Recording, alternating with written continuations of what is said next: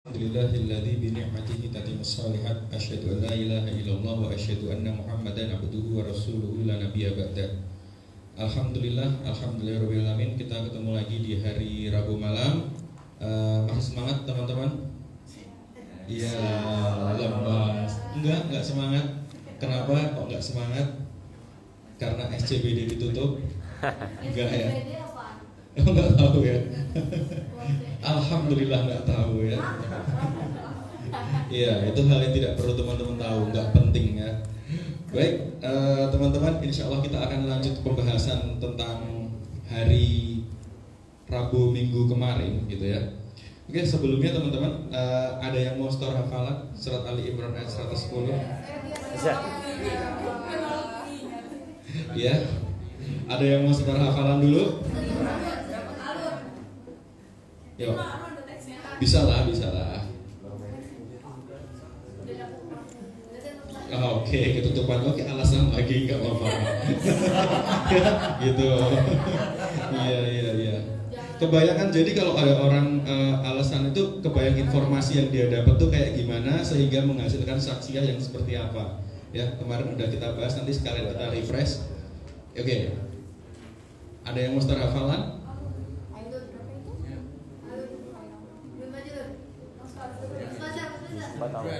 Fasa mau start hafalan? Kayak udah hafal luar kepala nih.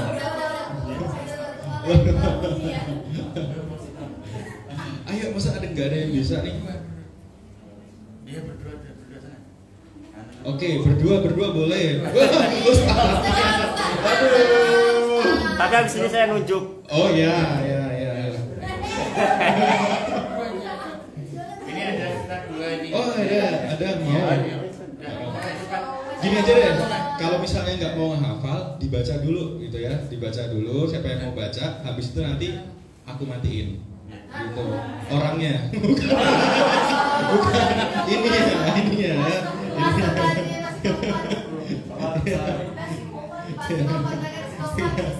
Ya, ini pengajian apa gitu ya? Oke, siapa yang mau coba? Baca dulu nggak apa-apa, baca dulu.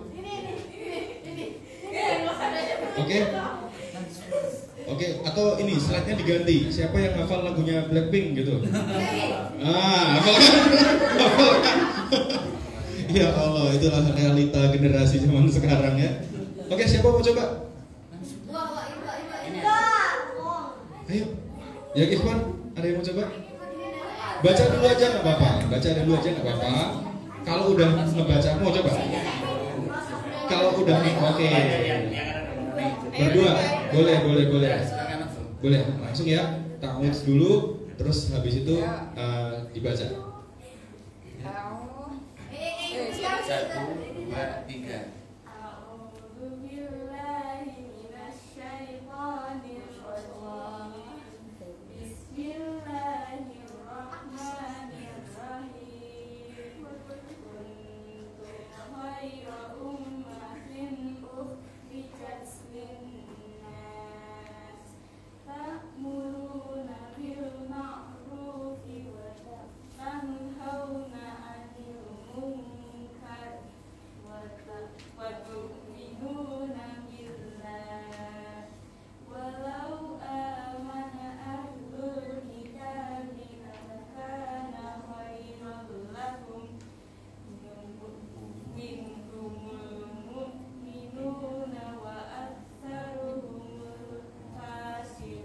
Masya Allah. Oke, sekarang kalau ditutup ya. Apa? Enggak, yang tadi. Oh, bukan, ini nggak usah dihafal. Yang ini ya. Oke. Sekarang ditutup ya, Mbak ya, berdua ya. Ya, siap ya. Bismillah.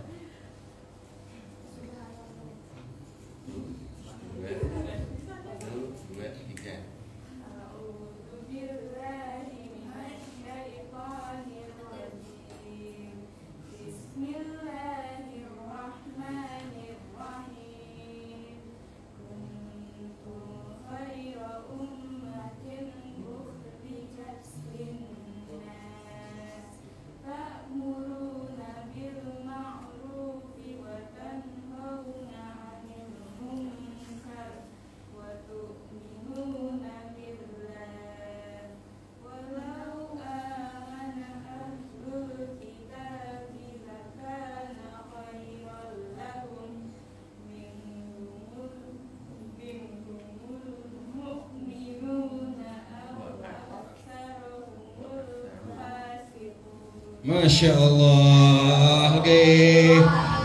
Alhamdulillahirabbil alamin. Ternyata bisa loh. Ternyata bisa gitu lah. Bahwa Al-Quran itu emang udah dijamin buat orang-orang yang siapapun yang menghafalkan itu diberi kemudahan sama Allah. Tinggal lu mau apa enggak gitu loh.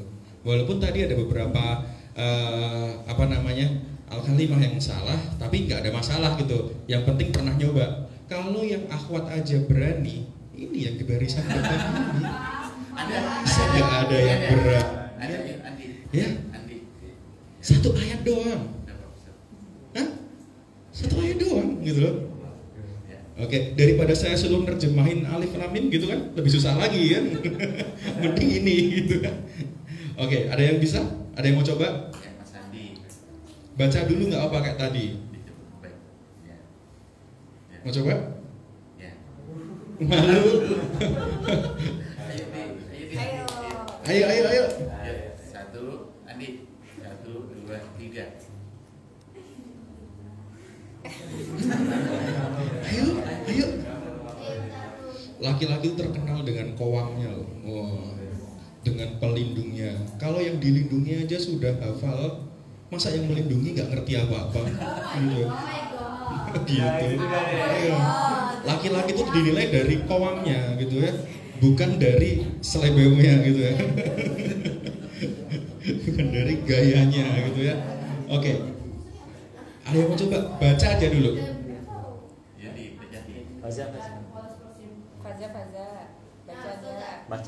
Faza mau coba?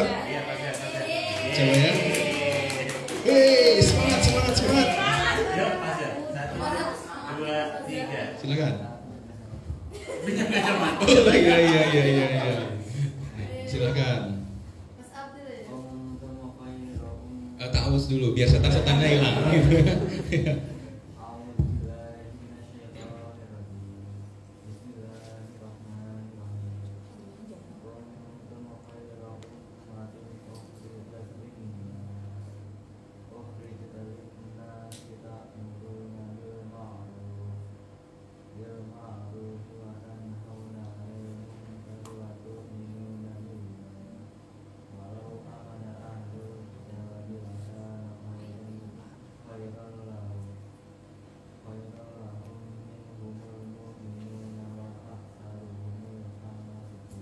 Masya Allah. Oke, sekarang kita tutup ya. Kita tutup. Nah, kita tutup. Bisa, insya Allah bisa. Insya Allah teman-teman dari Budi Mulia 2 ini cerdas-cerdas semua. Pasti bisa gitu.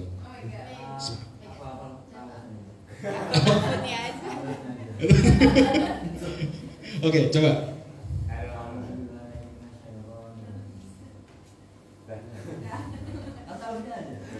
Terus, basmalah nggak hafal.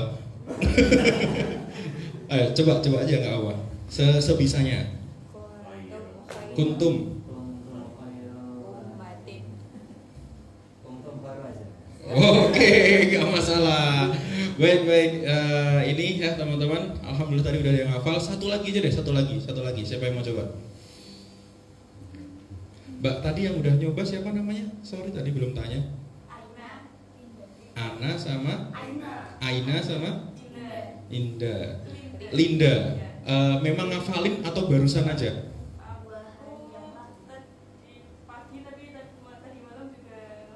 Masya Allah, emang ada niat gitu ya. Oke, sekarang tentuin mana isim makrifat. Belum ya, belum diajarin. Baik, ini artinya. Yuk, sekarang kalau nggak mau ngafalin ayatnya, apalin artinya. Ada yang udah? Yuk. Percuma loh kita tuh sering membaca Al-Quran. Maksudnya bukan percuma sih.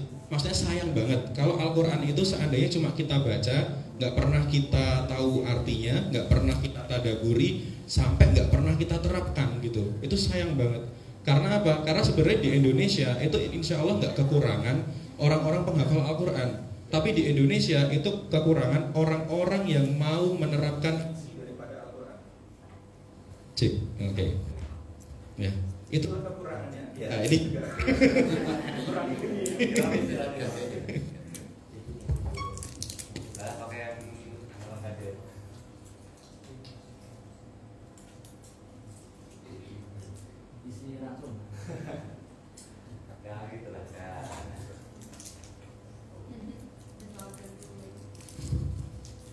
baik.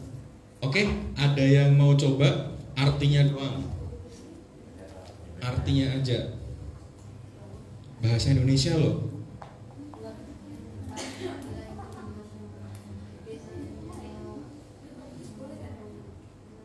Ada Al-Quran di belakang, mungkin bisa kalau yang ada terjemahan sekarang bisa dibuka. Kalau misalnya di sini terlalu jauh gitu. Oh di HP ada yang pakai HP, boleh. Oke, siapa yang mau coba? Artinya aja. Enggak saya suruh per kalimah enggak gitu ya, tapi langsung aja. Masya Allah, Om Fatah. Wow, saya kira juga mau kesini. Kalau nggak ada, ustadznya aja deh. Ditunjuk ustadz. Tunjuk ya? Iya, ditunjuk aja gitu. Biar apa ya? Oh yang sembunyi. Oh ya, ustazahnya juga menuju ustazahnya. Membaca. Ustadz, boleh ustadz? Dua-duanya. Oh, dua-duanya. Artinya aja. Yes. Oh, habis itu baru dihafal. Membaca sambil ngehafal, gitu ya. Oke, silakan. Kalian umat Islam adalah umat yang terbaik yang dilahirkan untuk manusia, menyuruh kepada yang ma'ruf dan mencegah dari yang munkar dan beriman kepada Allah. Sekiranya ahli kitab beriman, tentulah itulah lebih baik bagi mereka di antara mereka yang beriman, dan kebanyakan mereka adalah orang-orang yang fasik. Udah ya. Itu Ali Imran ayat 110. Oke, udah hafal ya? Gitu doang loh. Gitu doang. Ya. Udah bisa? Coba dulu ya, ditutup. Oke.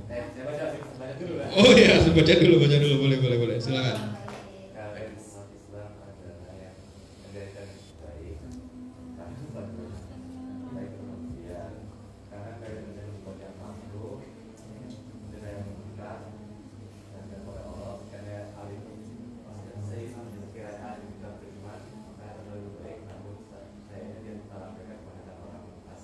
Iya. Oke, siap? Siap ya? Handphonenya tutup dulu. Oke. Mas siapa namanya? Siapa? Alun. Oh, ya silakan.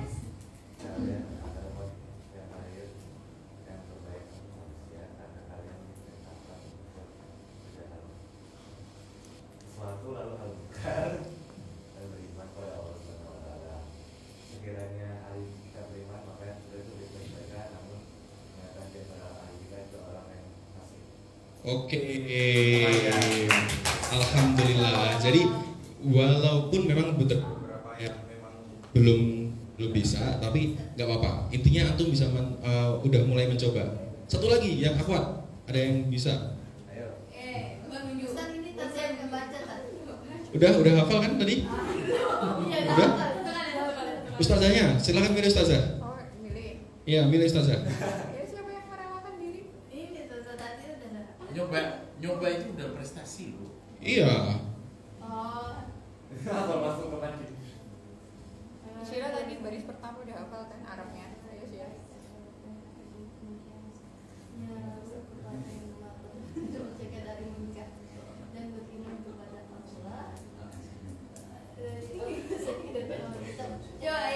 Coba ya. Oke. Yuk. Yuk, siapa dulu? Atau bareng? Bareng ya? Ya, silakan.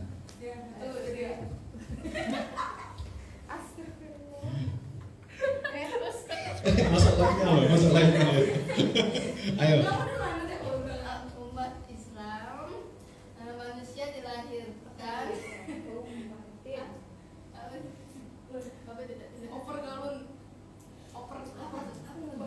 Ini. Oh, adalah umat yang terbaik yang dimuliakan. Sebenarnya kalau hafal artinya itu lebih kalau hafal ayatnya itu lebih enak buat paham artinya sebenarnya. Siap? Udah ya? Bisa ya? Yuk. Umat Islam adalah yang dilahirkan. Umat Islam adalah umat yang terbaik dilahirkan untuk mencegah makhluk. Ya.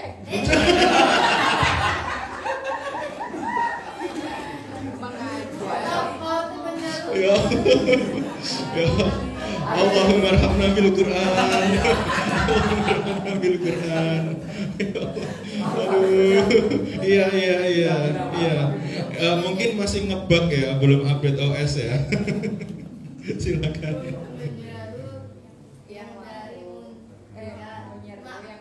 Menyeru kepada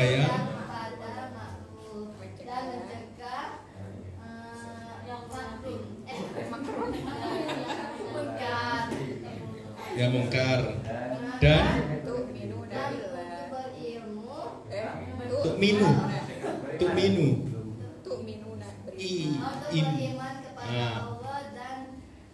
udah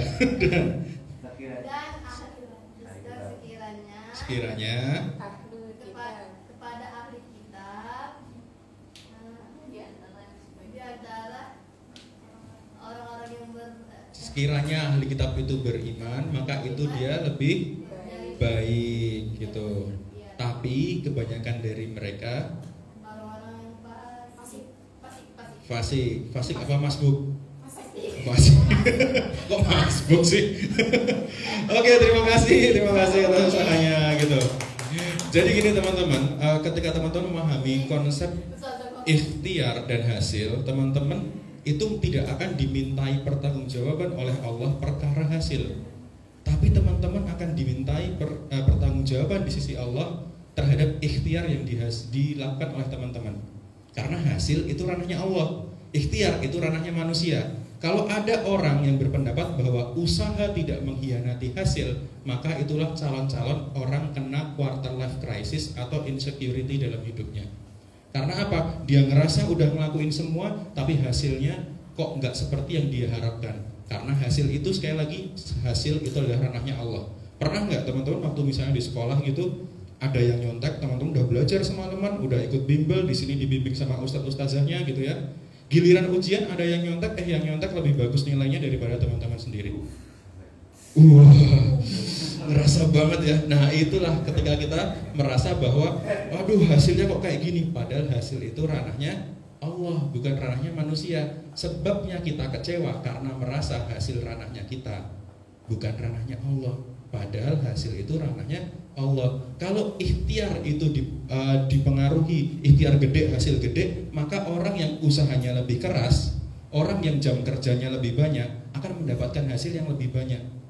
Tapi kan faktanya enggak, gitu kan ya?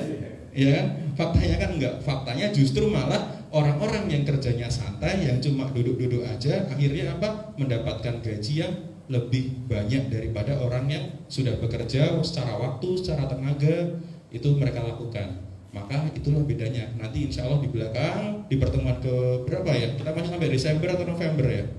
Ya, kita juga akan membahas tentang konsep rezeki itu seperti apa. Ya, kita akan membahas konsep rezeki itu seperti apa. Biar orang Islam itu sekarang kan orang tuh di zaman kapitalis ini kan money oriented banget ya. Sekarang kita pengen tanya, rezeki udah dijamin sama Allah atau belum? Rezeki udah dijamin sama Allah atau belum? Yang mantap jawabnya ya. Hati-hati jawabnya, awas murtad lo ya.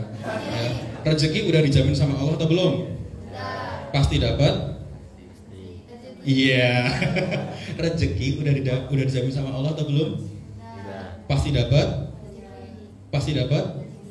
Iya rezeki. Kan katanya rezeki, bukan jodoh ya. Pasti dapat? Pasti dapat. Pasti cair? Ngapain kerja?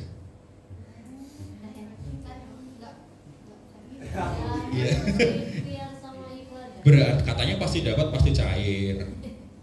Pasti dapat dengan pasti dapat dengan syarat, berarti nggak pasti dapat. Berarti nggak pasti cair. Jangan kemana-mana, pertemuan ke-14 nanti ya, insya Allah pertemuan ke-14. Kita langsung ke pertemuan kemarin. Kenapa kok akhirnya orang itu bisa harus tahu konsep rezeki itu seperti apa, hakikat doa itu seperti apa? Apakah doa itu mampu merubah takdir kita? Seandainya kita semalaman lupa buat belajar gitu, terus akhirnya besok ujian kita baru sadar, terus kita ngandelin doa, terus jawabannya salah semua, terus besok keluar nilai A, apa mungkin bisa kayak gitu? Berarti ragu terhadap doa? Iya, maka jangan pernah putus di kajian ini ya. Kalau putus, insya Allah pikiran antum bisa kacau itu sebagai manusia, nggak kuntum khairu ummah nanti ya. Nah, di sini kita akan membahas bagaimana seorang muslim itu merangkai cara berpikirnya hingga membuat sebuah tindakan. Kemarin kita udah belajar tentang kejadian buku sekolah isu sosial media experience. Ini dinamakan oleh apa? Iya, baru seminggu kemarin. Oke, yang ikhwan mungkin nggak usah lama-lama deh. Isi khotbah Jumat kemarin apa? Iya, lupa semua ya. Padahal lebih duluan Jumat kemarin daripada hari Rabu minggu lalu ya. Gitu. Oke, kita ulangi lagi, kita refresh bentar. Jadi mafahim kehidupan atau faham atau pola kehidupan kita gitu ya. Itu berdasarkan kejadian buku sekolah isu sosial media atau experience yang bisa kita rangkum dengan nama informasi.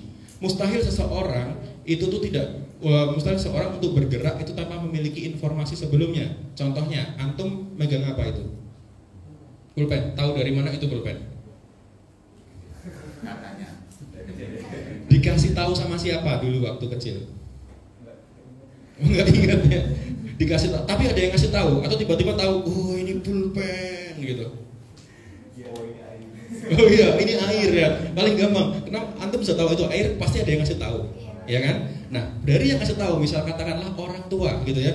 Orang tua dulu juga ada yang ngasih tahu. Nah, ada yang ngasih tahu juga sehingga dia mau bertindak bahwa itu namanya air, itu namanya pulpen. Bersumber daripada informasi. Informasi masuk ke dalam pemikiran kita. Ketika kita ketika kita mau nulis, kita otomatis langsung nyari pulpen atau pensil karena sudah ada informasi tersebut. Masih ada di sini yang ketika mau nulis nyarinya kapur? Nggak ada kan? Nggak ada, karena informasinya nggak ada di sini tentang kapur. Kalau mau nulis berarti dengan pulpen atau pensil. Itu sudah masuk ke pemikiran dan timbul keyakinan. Oh ini pulpen. Kalau ini saya bilang gelas, terima nggak? Kalau ini saya bilang gelas, terima nggak? Nggak terima. Kalau airnya itu saya bilang meja, antum terima nggak? Saya paksa, saya kasih 5 juta. Ini meja ini. Boleh. Hah? Bukan ya, ya itu ketika sudah mengunci, akal sudah mengunci gitu ya, maka nggak lagi orang itu bisa dinego kalau sudah meresap ke dalam akal. Maka ketika kita melihat di internet gitu, ada orang disuruh buka jilbab gitu ya, walaupun sebenarnya jilbab itu adalah pakaian kurung ya, kalau di dalam bahasa Arab gitu, kayak kita pakai ini namanya apa? Ya kita pakai, gua kan nggak pakai gitu ya, yang pakai gitu ya, yang mbak pakai itu namanya apa? Kerudung ya, khimar, bukan himar ya, himar apa? Keledai ya, ya mirip-mirip, khimar ya, khimar, itu yang antum pakai. Ada yang misalnya kemudian karena Islamnya tuh hanya ya bukan KTP, karena dia merasa bahwa ya sekarang saya Islam dari lahir aja, dia tidak menemukan alasan apa dia berislam, akhirnya disuruh melepas apa namanya khimarnya dengan biaya dengan uang 1 juta iming-iming. Akhirnya dia lepas khimarnya. Karena apa? Karena belum mengunci keimanannya, belum masuk ke akal. Sesuatu yang udah masuk ke akal, masuk ke pemikiran dan hingga timbul keyakinan itu mustahil goyah. Mau selaper apapun antum, ketika ada yang nawarin Indomie buat murtad mau nggak? Enggak. Ketika ada yang nawarin sembako buat murtad mau nggak? Nggak mau. Karena apa? Karena Islamnya sudah merasuk dari pemikiran dan timbul keyakinan di nafsnya, di jiwanya gitu. Itulah maka pentingnya kita juga berislam itu, Islam itu agama yang logis kok gitu. Bahkan dari Al-Quran sendiri 80% daripada Al-Quran itu sudah terbukti secara ilmiah. Yang belum apa? Masalah akhirat. Ya gimana membuktiinnya gitu ya? Ya silahkan kalau duluan gitu ya. Ya bisa antum duluan, saya belakangan, atau saya terakhir, antum pertama gitu ya. sama ya. Nah, inilah yang dinamakan dengan akliyah. Maka kita penting untuk mempunyai ini, gitu. Akliyah itu mampu menguatkan. Maka muncul yang namanya dalil nakli, muncul yang namanya dalil akli, gitu. Semua yang bisa terindra, nggak mungkin matahari itu bisa ada dengan sendirinya, gitu. Kita ada dengan sendirinya, nggak mungkin. Semua yang bermula pasti akan berakhir, gitu. Pasti ada yang menciptakannya. Seperti itu. Terus kemudian muncul yang namanya tindakan. Oh, kalau mau nulis udah tahu pulpen, maka yang diambil pulpen, gitu. Setelah tindakan itu berulang terus menerus, itulah yang nanti akan menjadi habits atau kebiasaan kita. Ya, kalau kita mikir kita langsung kayak gini, gitu. Nah, itu habits. Gara-gara apa kok bisa ada habits? Gara-gara ada informasi. Kalau misalnya kita pernah nonton film tanpa sadar gitu ya, kalau melihat seorang ilmuwan atau apa, kalau mikir kayak gini, jadi kita ikutan mikir kayak gini. Dosen kita gayanya kayak gimana? Bahkan Imam Malik ketika berguru itu dari 100% masa pengajarannya ketika dia belajar, Imam Malik itu 90% itu memperhatikan bagaimana cara gurunya menyampaikan. 10%-nya baru ilmu, gitu. Jadi bagaimana cara gurunya berkhidmat soal ilmu, menyampaikan ilmunya kayak gitu. Selesainya setelah itu baru mencatat. Selesai setelah itu baru menghafalkan. Kalau ada yang kurang jelas di luar forum itu, Imam Malik berdiskusi dengan gurunya. Kayak gitu. Nah, itulah yang dinamakan habits. Nggak ada yang otomatis. Bahkan ketika kita kenal yang namanya misalnya siapa? Lionel Messi misalnya. Ya, kenal nggak Lionel Messi? Nggak kenal ya. Ada yang kenal? Nggak ada ya. Tahu Lionel Messi? Tahu ya, pinter gitu ya. Pinter. Orang bilang Lionel Messi itu tuh bakat Tuhan katanya. Ya, katanya bakat Tuhan. Tanpa kita sadari bahwa dia melakukan aktivitas-aktivitas yang zaman dulu itu nggak pernah kita pikirin. Gimana latihannya, gimana sibuknya dia ngolah bola, bagaimana informasinya sehingga dia mendapatkan maklumat asabikoh atau informasi terdahulu tentang siapa yang menginfluence dia. Nah, orang itu butuh inspirasi sehingga apa? Sehingga habitsnya juga seperti habits yang dia kagumi kayak gitu. Maka ketika kita sekarang menjadi orang yang gampang galau, gampang insecure gitu ya, maka lihat dulu selama pandemi informasi apa yang kita konsumsi? Drakor? Enggak ya? Enggak salah. Ya kayaknya mungkin atau enggak yang lain gitu loh. Yang lain gitu loh. Nah, itu apa informasi yang kita konsumsi? FF, Mobile Legend. Nah, akhirnya apa? Akhirnya apa? Habits yang ya semacam itu. Semacam kita merasa bahwa kok ini sebel banget, kita udah usaha kayak gini kok enggak push rank dan yang lain sebagainya gitu loh. Bahkan dari habits ini akan timbul yang namanya apa? Saksiyah. Maka hati-hati sama yang namanya habits yang jelek. Habits yang jelek bersumber daripada informasi yang jelek. Dulu saya pernah main games yang namanya apa sih namanya? Clash of Clans. Tahu nggak sih?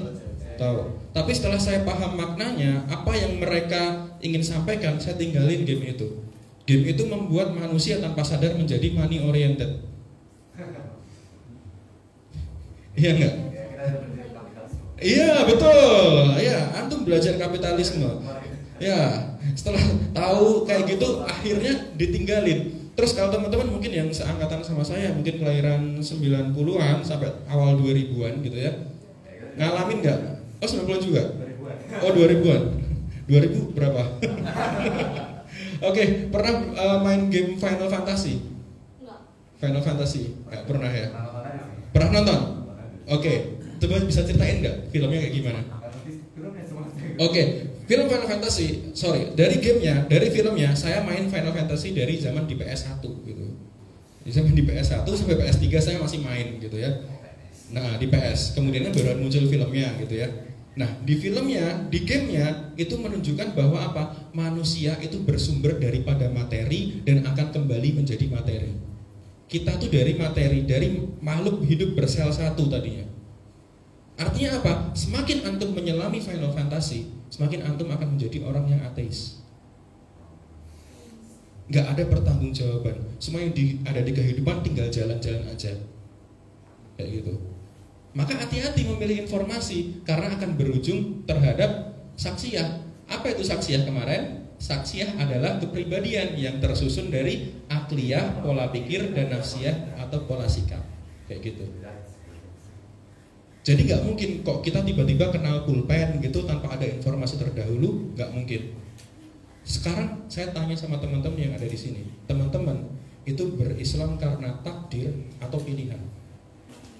Ini tergantung daripada informasi yang teman-teman ambil, teman-teman dapatkan gitu. Teman-teman itu berislam ya, saksiyah antum, kepribadian antum, bahkan agama yang antum sekarang anut gitu ya, Islam itu gara-gara takdir atau pilihan? Takdir. Takdir. Pilihan. Mantap. Ini jawabannya. Ini jawabannya. Benar. Antum terlahir dari keluarga non muslim ataupun muslim itu takdir. Tetapi setelah balik itu akan berubah menjadi pilihan. Hikmahnya apa? Kalau masalah takdir antum woles, santai. Tapi kalau masalah pilihan antum harus perjuangkan. Karena apa? Karena takdir itu tidak akan dimintai pertanggungjawaban oleh Allah. Pilihanlah yang akan dimintai pertanggungjawaban oleh Allah. Ya. Takdir itu tidak akan dimintai pertanggungjawaban. Seperti hasil, gagal atau berhasil itu tidak dimintai pertanggungjawaban.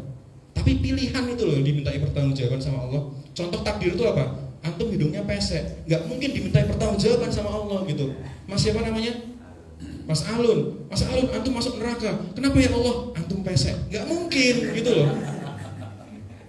Makanya masalah takdir kita tuh woles gitu loh. Santai, rambut keriting, hidung pesek, terus apa lagi? Dagu lancip, dagu rata, terserah gitu loh. Itu takdir kita santai. Sementara pilihan itulah yang akan kita mintai pertanggungjawaban. Mencari harta halal atau haram, mencari nilai ujian dengan cara mencontek atau enggak, itu pilihan. Maka akan dimintai pertanggungjawaban. Kalau agama dimasukkan ke dalam ranah takdir, tidak di dalam ranah pilihan, maka bagaimana bentuk surga? Apakah kaplingan untuk agama A sama agama B? Kan enggak gitu ya. Berarti harus ada yang benar dan harus ada yang salah gitu. Dan bagaimana caranya? Caranya adalah kita dengan mencari informasi gitu. Dan itu kelihatan ketika kita meneladani bahwa agama itu adalah sebuah takdir, maka orang yang beranggapan agama sebagai sebuah takdir biasanya menjalani agamanya tidak penuh semangat dan asal-asalan. Karena apa? Ya saya takdir gitu. Saya sudah Islam takdir, tidak meneladani Islam sebagai sebuah pilihan gitu. Seperti ketika antum memilih Budi Mulia sebagai tempat sekolahnya, itu takdir apa pilihan? Pilihan. Maka diperjuangkan atau woles? Itu sangat menentukan. Jadi bapak-bapak, ibu-ibu guru, ustadz-ustazah bisa dilihat kalau muridnya ya, kalau darisnya gitu ya, kalau santrinya itu kok ternyata malas-malasan, jangan-jangan kamu di sini itu hanya menjalani takdirmu gitu ya. Woles gitu ya. Menjalani takdirmu, bukan merupakan sebuah pilihan. Nah, itu makanya perlu dicatat. Penting banget. Nah, dua hal ini yang namanya nafsiyah dan akliyah itu dianut berdasarkan ideologi atau mabda atau ideologi orang tersebut. Apa sih ideologinya gitu? Ternyata ideologi itu bukan perkara sebuah negara, tapi individu juga tuh mempunyai sebuah ideologi. Karena individu-individu yang berkumpul berdasarkan ideologi yang sama akan membentuk sebuah masyarakat, akan membentuk sebuah negara. Maka perhatikan dulu, apa sih ideologi teman-teman? Kalau pengen saya tanya, teman-teman ideologinya apa? Gak apa-apa, di setahunnya aja mungkin belum tahu apa sih ideologi, ada apa aja sih. Mungkin, saya Pancasila gitu kan, mungkin ketawa. Mungkin gitu. Atau saya itu ternyata komunis gitu. mungkin loh, who knows gitu ya. Oke, sekarang kalau saya tanya teman-teman gitu ya, berdasarkan perilaku antum yang udah saya bahas sekilas tadi, cocoknya antum tuh masuk ke ideologi mana? Kapitalis. Oke ya. Enggak apa, Mas Fazal kapitalis. Nanti kita jadiin contoh di belakang. Oke. Ya, ayo. Mas Andi, ideologinya apa kira-kira? Masih belum. Islam. Enggak tahu. Mbaknya yang ujung, apa ideologinya kira-kira? Oh, ideologi belum tahu. Ideologi itu mabda, mencakup bagaimana cara berpikirnya, cara bersikapnya, kayak gitu. Ya, apa ideologinya? Belum tahu. Nah, pertanyaan berikutnya, ada berapa sih ideologi di dunia? Ternyata ada 3. Yang pertama adalah sosialis, gitu ya. Yang kedua kapitalis. Wih, fasa banget ya. Fasa banget. Kapitalis. Oh, live ya. Nanti orang tuanya nonton. Oh ya Allah. Ayah nonton loh Mas.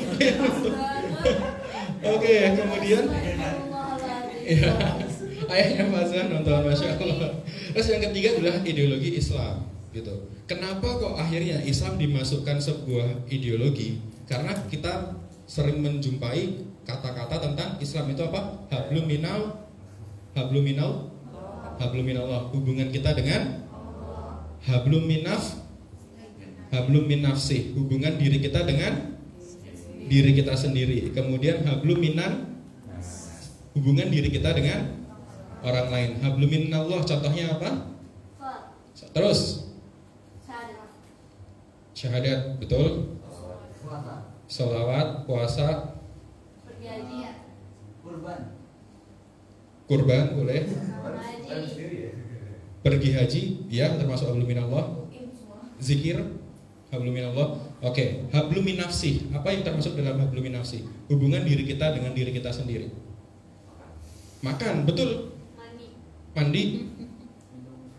Itu yang antum pakai itu apa?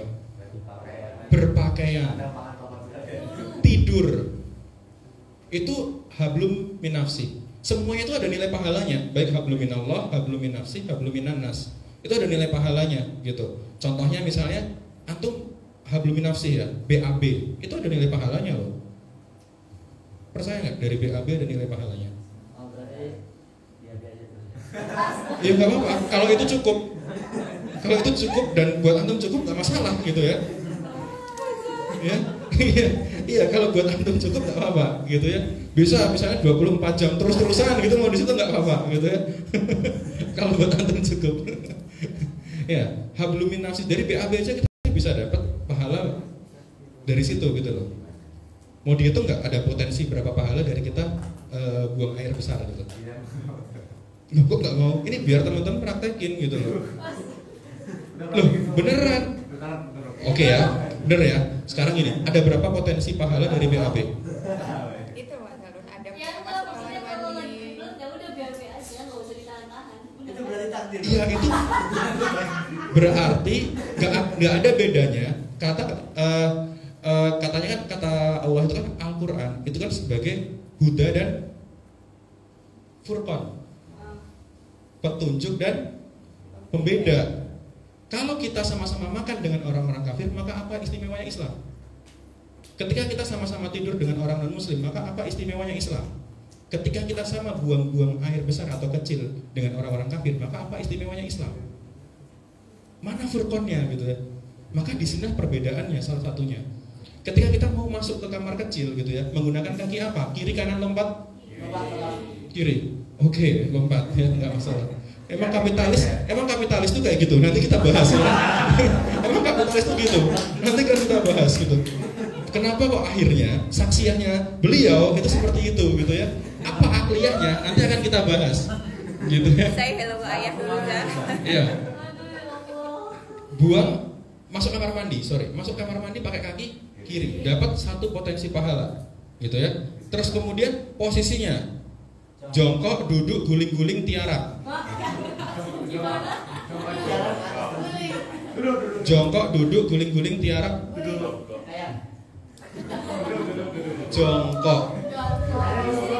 Jongkok ya, makanya cari dingklik yang kecil biar bisa ngangkat kakinya ya.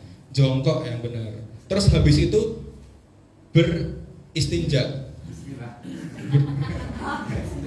Oke, tadi sorry masuk kamar mandi pakai kaki kiri. Aku lupa 1. Masuk kamar mandi doa. Doanya apa? Allahumma barik lana. Ya. Apa doanya?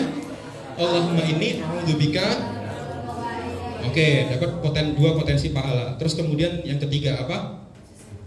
Posisinya jongkok, dapat 3 potensi pahala. Habis itu bersuci dapat 4 potensi pahala. Kemudian disiram, dihilangkan zat warna hingga baunya, dapat 5 potensi pahala. Tidak membelakangi bahkan menghadap ke kiblat, 6 potensi pahala. Terus kemudian apa? Keluar dengan kaki, 7 potensi pahala. Terus kemudian keluar kamar mandi, doanya dapat 8 potensi pahala dari buang air kecil atau besar doang. Dan antum masih merasa dengan amalan ibadah antum nggak perlu ngelakuin ini semua. Hah? Masih cukup dengan itu. Kalau masih cukup, sekarang kita hitung berapa khusyuknya antum ketika sholat isya. Tadi imamnya siapa? Ustaz Ja'far. Oh, Ustaz Abdul. Mas Abdul. Ya. Waktu sholat takbiratul ihram, Allahu Akbar. Saya yakin khusyuknya cuma 3 detik doang. Habis itu pikiran traveling kemana-mana. Ingat PR, ingat chat yang belum dibales, ingat kunci nyempil di mana, ingat OVO, ingat Grab, ingat siapa lagi, ingat utang belum dicicil, gitu kan? Nah, akhirnya kayak gitu tuh. Itu apa akhirnya? Akhirnya kehidupannya jauh daripada nilai-nilai Islam. Itu hablumin nafsinya. Hablumin nanas apa? Hablumin nanas dalam Islam seperti apa contohnya? Menikah, betul. Betul. Ijtimai, hubungan antara laki-laki dengan perempuan. Mengajar, sekolah. Iya, ini hablumin nanas. Termasuk di dalamnya adalah kemudian bagaimana sistem ekonomi Islam. Kenapa kok akhirnya Islam termasuk dalam ideologi? Karena di Islam yang mengatur segala sistem kehidupan manusia. Ada sistem ekonomi Islam, ada sistem ekonomi kapitalis, ada sistem ekonomi sosialis. Di agama lain yang ini nggak ada. Bagaimana sistem hukuman dalam Islam? Sistem hukum Islam ada nggak? Ada. Sistem hukum kapitalis ada nggak? Ada. Sistem hukum sosialis ada nggak? Ada. Di agama yang lain ada nggak? Nggak ada. Kenapa akhirnya Islam dimasukkan ke dalam ideologi di sini? Nah, ideologi selalu memiliki undang-undang atau memiliki akidah dalam kita. Apa sih akidahnya? Akidah sosialisme adalah materialisme, yaitu menafikan kehadiran Tuhan. Bahwa kita tuh berasal dari makhluk hidup bersel satu, hingga makhluk hidupnya berkembang biak dan kita akhirnya menjadi sebuah manusia. Kita berdasarkan dari Homo erectus, terus kemudian menjadi Homo sapiens, menjadi Homo sapiens, terus akhirnya terjadi menjadi Homo sampean, gitu ya. Gitu. Itulah namanya akidahnya. Akidahnya adalah materialisme, menafikan kehadiran Tuhan. Sementara akidahnya kapitalisme, ya tadi ada yang mengaku ya, itu sekulerisme, melarang agama mengatur kehidupan.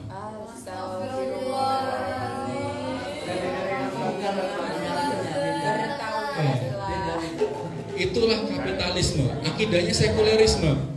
Kalau kita nongkrong kayak gini, udahlah nongkrong, nggak usah bawa-bawa agama di tempat sujud aja, kayak gitu. Oh, udah ya, sama putra kemarin ya.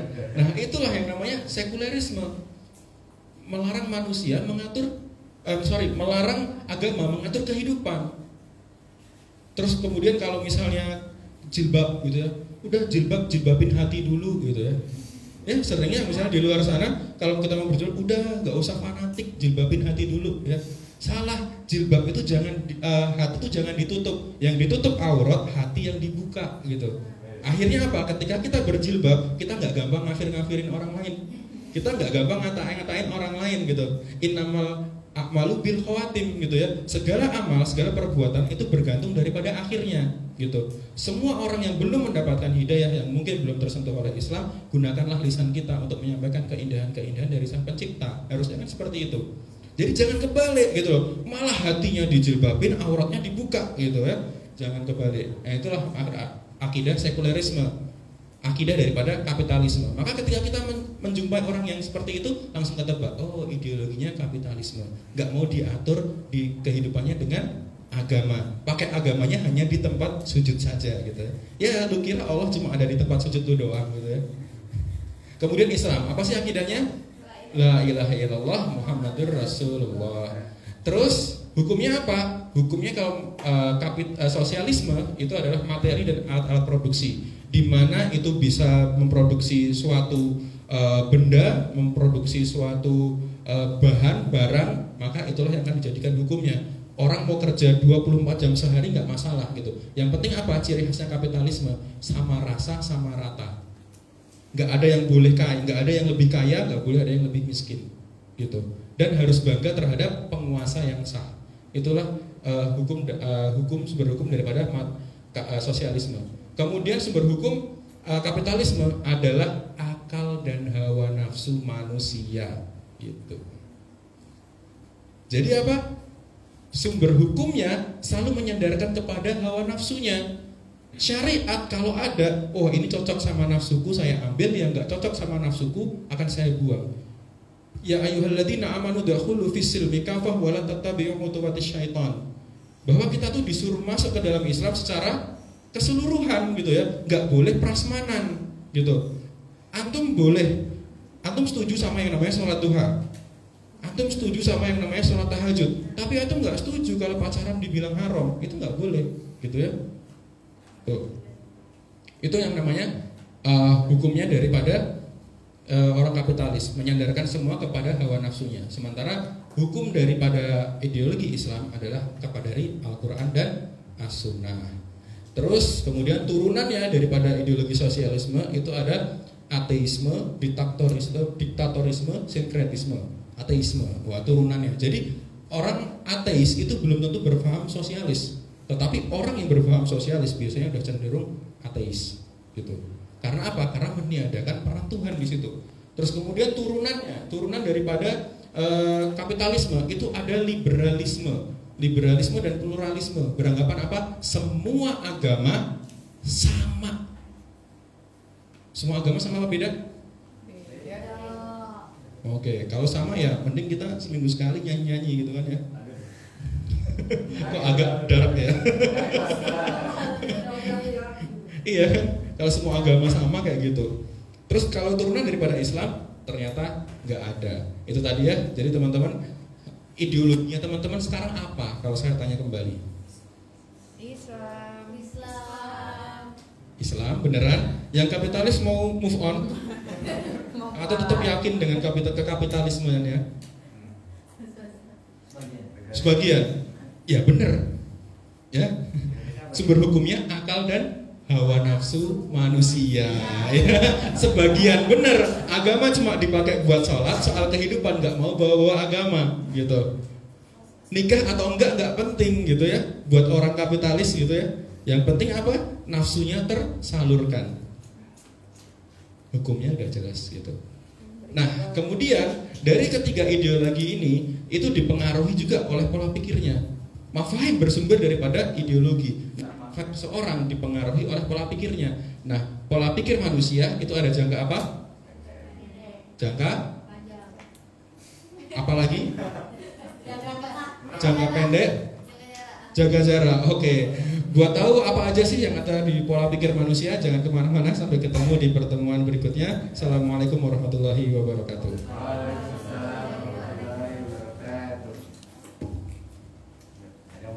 Ya, monggo silahkan kalau ada yang mau bertanya.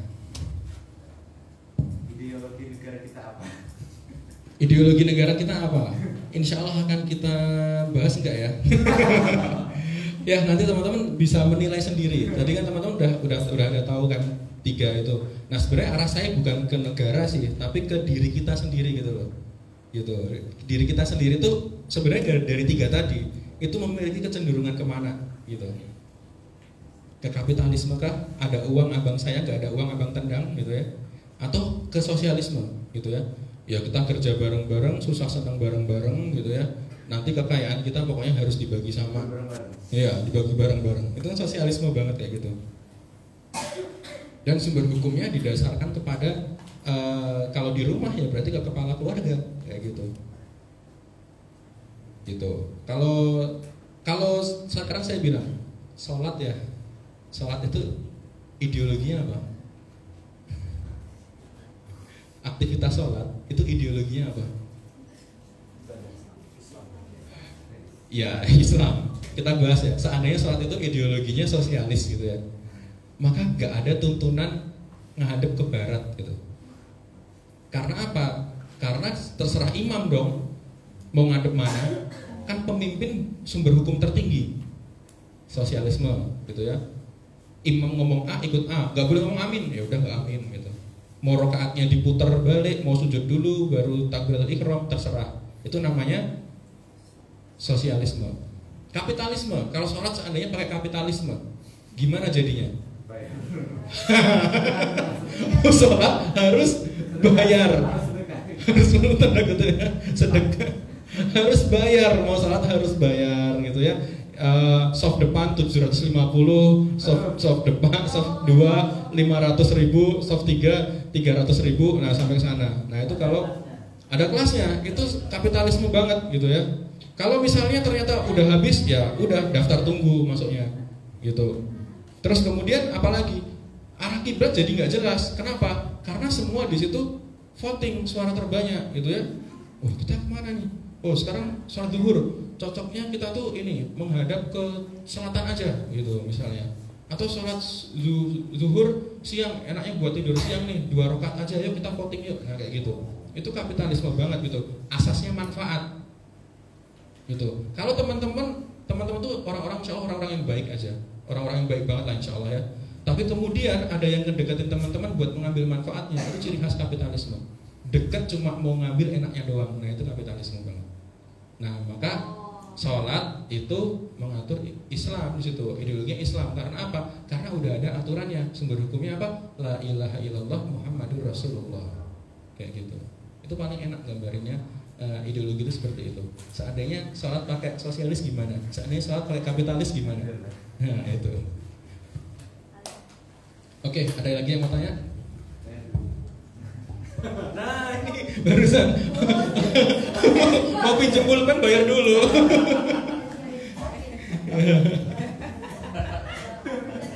Sangat kapitalisme sekali. Alhamdulillah. Tapi saya senang sih di forum kayak gini. Ada yang kapitalis, ada yang Islam gitu. Tapi pernah loh saya tuh di forum ya ngisi di perusahaan itu ada orang sosialis loh situ. Dia tanpa ragu loh. Saya ini nggak percaya Tuhan Ustadz gitu. Gitu. Tapi dia manggil saya Ustadz gitu ya.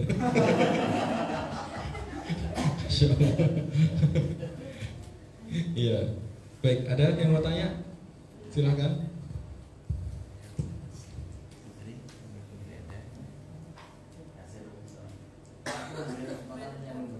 Oh asli.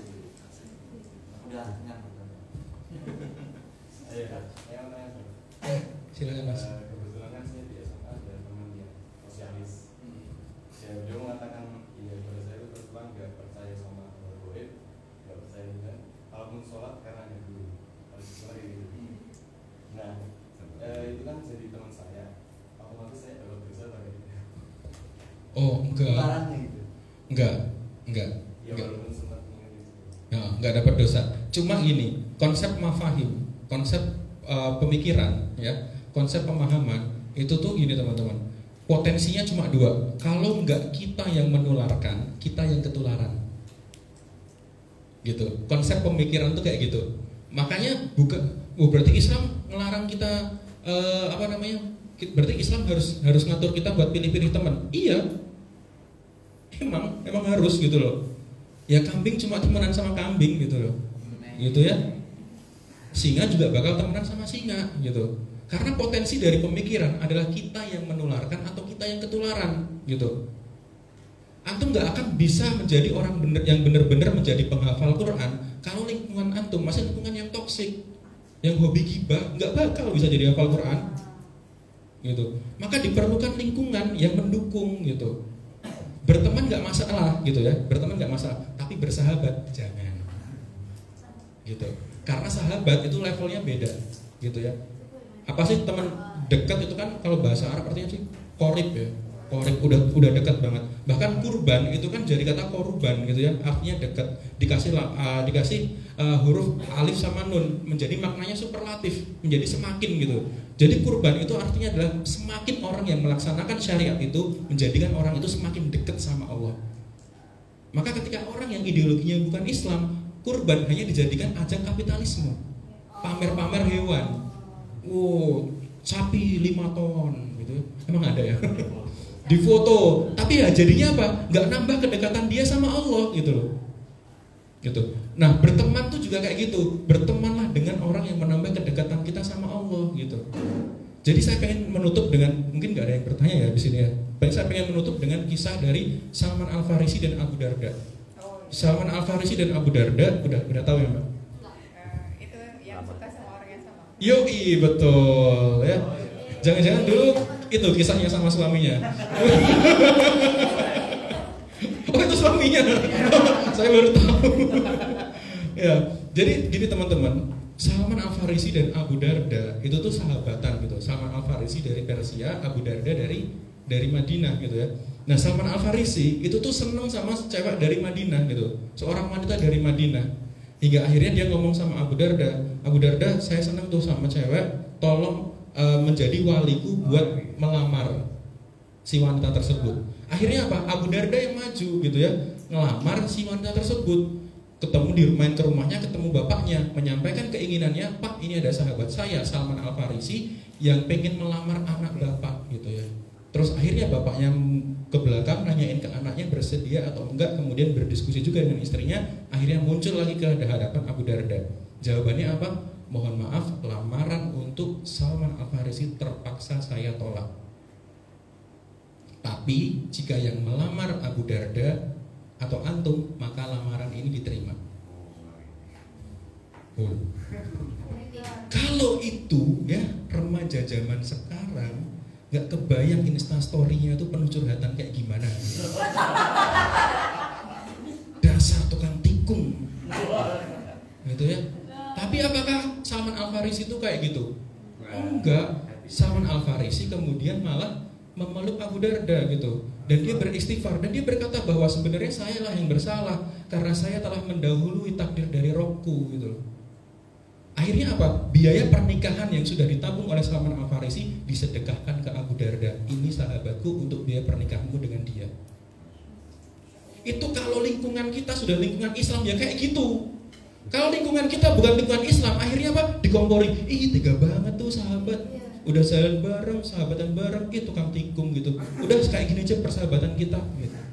Nah itu makanya pentingnya kita mencari teman yang sefrekuensi. Pentingnya kita belajar Islam di tempat yang memang mendukung kita buat belajar Islam kayak gitu. Biar apa? Biar ketika udah belajar Islam kita tuh nggak toksik gitu loh orangnya. Ya? Kita udah belajar, lingkungannya toksik, hilang ngebul muap ilmiah gitu. Jadi gitu sih Mas.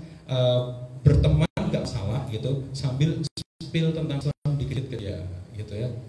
Itu tinggal orang itu enak di dakwah kok. Serius, karena konsep karena konsep kan la ilah, tiada Tuhan gitu ya. Tinggal nyambung aja illallah gitu ya. Lebih susah tuh orang kapitalis. Serius, dakwahin orang kapitalis itu susah. Karena asasnya manfaat gitu ya, dan mengandalkan akal dan hawa nafsu. Itu susah. Makanya di Al-Qur'an dibilang sama Allah, orang manusia yang mengandalkan akal dan hawa nafsunya, dia lebih hina dari hewan. Itu kata Allah, bukan kata saya, gitu loh. Itu kata Allah, orang yang mengandalkan akal dan nafsunya itu lebih hina daripada hewan. Akan kita bahas di pertemuan berikutnya tentang membahas visi manusia. Itu dari saya. Barakallahu fikum. Hadanallah wallahu ta'ala bishawab. Wassalamualaikum warahmatullahi wabarakatuh.